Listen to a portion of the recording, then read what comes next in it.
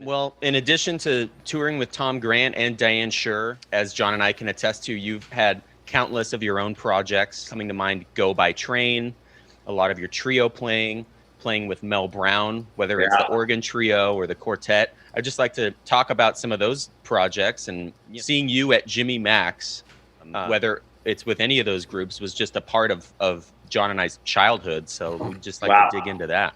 I always wanted to have my own music because I always felt that was what the meaning of it. That's why you would be a jazz musician, was to create your own music and composing. And I always tell people, nobody you name that you like is not a great composer. In other words, the reason we love Schofield and Metheny and Frizzell and the reason the McLaughlin, the reason they're sort of guys like that and on and are at the top, or they're not only great players, but being a great player is not maybe as hard as being a great player and a great composer and a visionary composer. Yes. So in other words, people say to me, "Oh, you play as good as so and so," and I'll often say, "Yeah, I could probably play the guitar as good as so and so, but I haven't written 30 records of amazing stuff like they have." So composing. So I always felt like composing, leading your own band, conceptualizing music was a big part of it, and that was what I thought being a jazz musician was, and I was sort of at odds with the jazz establishment in that, that I didn't ever feel like jazz was some target you were trying to hit. Like, oh, this is jazz, you made it. Oh, you're speaking the jazz language, or that's a jazz feel. I always felt like jazz was, jazz was each guy's thing. Jazz was Coltrane, jazz was Miles, jazz was John McLaughlin, jazz was George Benson, jazz was Keith Jarrett, jazz was Terry Ripdahl, jazz was, Paul Desmond. And so I felt like that was what it was about, so I've always had my own bands. And then as you get older, economically, you kind of realize if you're the leader, if you're ever in a band, and I'm sure you all have been, where there's a leader who's making more than the rest of the band, you kind of realize that, being a band leader is a good idea as far as determining your economic outcome and determining the music and the setting. So I always led trios of my own, with George Mitchell and Carlton Jackson. And then I've had trios with Damian Erskine and Alan Jones. We have a trio called Trio Uncontrollable, and we play, and they take my music and shred it into different directions. That's fabulous because Alan and Damian, that's like wonderful rhythm section. I have a group called Caminos Cruzados that you saw, and I'm playing with flamenco guitarists where we play all kind of, a little bit off the beaten path Brazilian music. Playing with Mel, we still play with the organ group, the group with Tony Pacini and Ed Bennett. Go by Train I loved because that was a collaboration with Clay Giverson. It's like you guys have. It's really nice to have a collaboration where it's not all on you, as you know from making your own records, Will.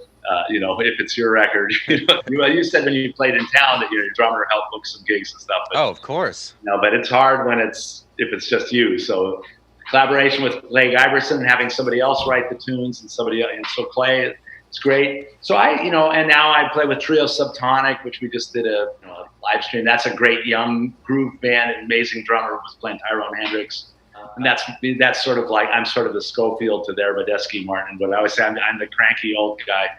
I'm the cranky old guy. I'm not that Schofield's cranky in my experience, but I could be the kind of grumpy looking old guy and they can be the young guys. And actually I said there, and I thought this was funny, but you may or may not, we were about to go on and as you get older, you change. And I said, well, before we go on, I got to hit the bathroom. And they're like, okay, be quick. And I go, Schofield probably has to hit the bathroom before he goes on with the desk. And so you got to understand these things change. So I love playing with them.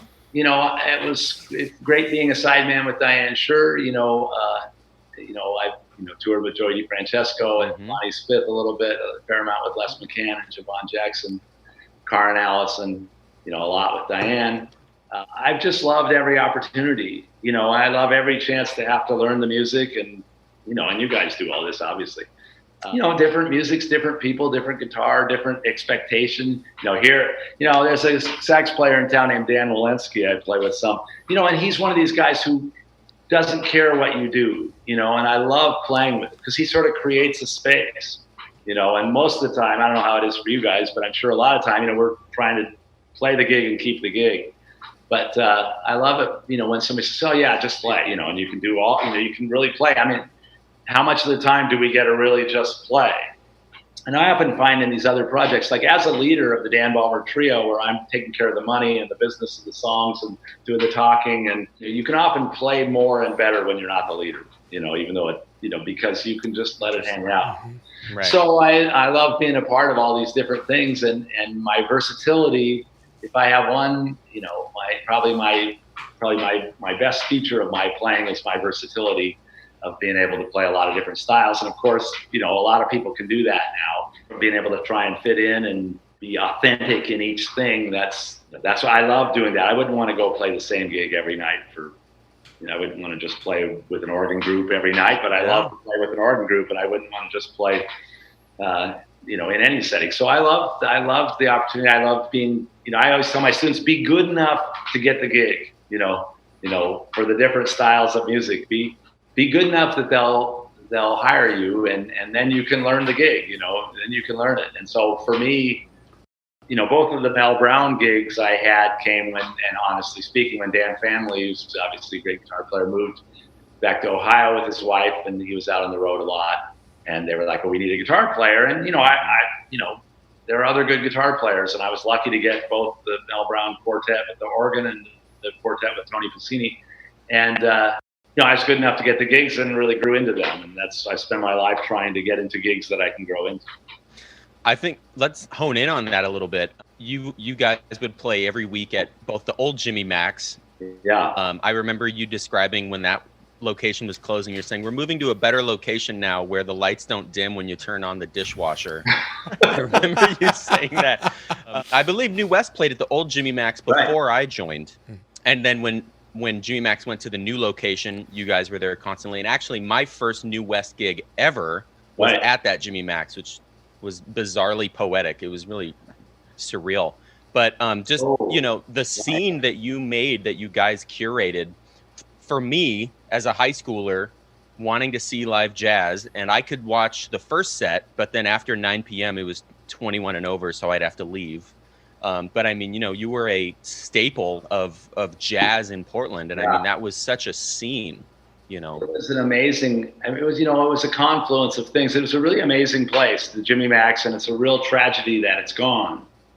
And it was an amazing place, and it was the result of Jimmy Mac's hard work and holding the line budget-wise. For a jazz club to be successful, you need to have an owner that is. People bitch about this stuff, but you need an owner that's tight. Or you're done for. So Jimmy himself, God bless him, passed away. If he hadn't passed away, it would be still happening. Mm-hmm. Maybe let's spin a track, speaking of Jimmy Mac's and Mel Brown Quartet, from the album Live and Evening with the Mel Brown Quartet. And I got to insert, I was at this show. Oh, wow. I believe you guys did 2 nights, right? Yeah, probably. And so I was at one of them. So I don't know if this exact take I was on, but let's play some of your playing off of Gone with the Wind. Oh my gosh. Yeah.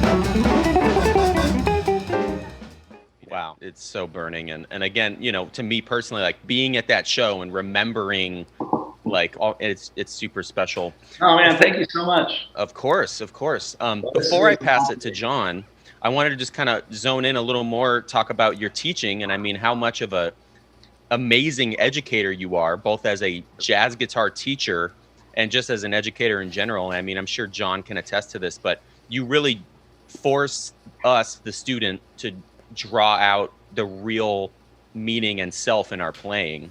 Well, the first thing I think about teaching is it's like coaching in the NBA. It's a lot easier if you have Michael Jordan on your team. Phil Jackson was, a better coach with Kobe and Michael.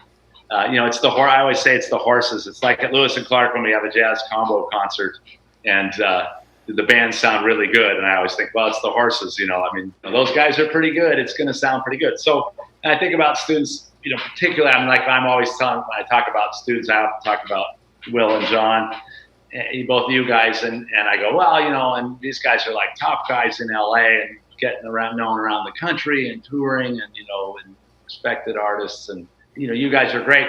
And, I probably taught you guys less than I do anybody else. So it's really the horses. I always tell my students, look, I tell you all the same thing. So why is there Will Brahm and John Story and I'm doing the same thing with every student. You guys need to step it up. So I go, look here. I thought, I told him exactly the same thing. Listen to that. So I love the students, and I really enjoy the interaction. If I think about the people in my life that are my friends, almost a large percentage of them are past or current students. And as I'm sure for all of us, a lot of the people that come to our gigs or buy our CDs are students. They're people that seen it, but I have a huge number, and students who keep in touch, college students who are still in touch. And in teaching, I have really my own method of teaching because I'm basically self-taught. And so I try and teach people exactly how I learned, which I think was a really great way to learn, which is the way you learn if you really cared and you were trying to figure it out, we're really in a education-oriented world these days. And so I try and, in my lessons, I try and make people discover, actually a funny thing happened before I taught my very first lesson. I think my friend Mark Gutenberger, who runs the percussion program at Central Washington, said, well, do you use the Socratic method? Mm-hmm. And I said, what's that? And he said, well, that's where you ask questions. And I realized that I teach almost all of my lessons without telling anybody anything. I just ask, well, what notes did we add to the pentatonic to make the major scale? Well, what numbers were they? Well, I want to see you outline these. I'm always asking. I'm trying not to tell people anything. And in my very best lessons, I don't tell people anything. I just ask until they get to the right answer. So I want people to still have some real life experience. Right now, it's very much like, okay, now here's what's next. This, and now we'll do this. And this, and now you're ready for this. And so I try and, in our lessons, put some pressure on them, like hopefully we all had, or we probably had in our lessons, where it's like, absolutely, you may not be able to play this tempo, but we're going to play it. Or man, you pulled the old milestones on me, and I was horrified. So I try and keep a little bit of that old-fashioned, Yeah. So my students, like I say, they're my friends. It's you guys, Yeah.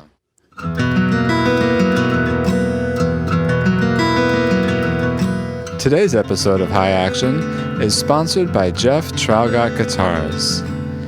Jeff is a luthier based in Santa Cruz, California, and he brings an incredible quality of artistry and craftsmanship to the acoustic guitar. He only builds about 12 guitars a year, and he develops a very close relationship with each one of his customers. Together, he focuses on the tone and the playability that you want from the acoustic guitar. Here's a recording of me playing my Traugott acoustic. The playability is amazing, the tone is rich, so for more information, check out traugottguitars.com.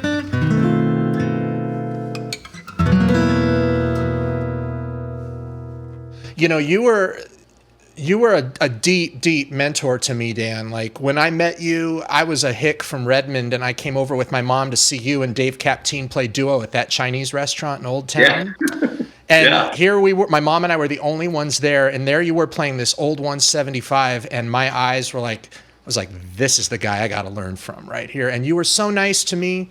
And that mentorship that Will's talked about throughout the course of this podcast, and something that it's been fun for us on High Action is everyone's talked about this, how important the mentors were to them. Many of the guys your generation, you had a lot of guys that you looked up to, studied with, and you did not hesitate. When I was 16 and we moved to Portland, you said, come down to Jimmy Mac's. You can only stay in there till 7, and then it's 21 and over. But and then you and Mel and the guys started playing a half hour early. So me and John Singer and Tyson, we could all come and watch you.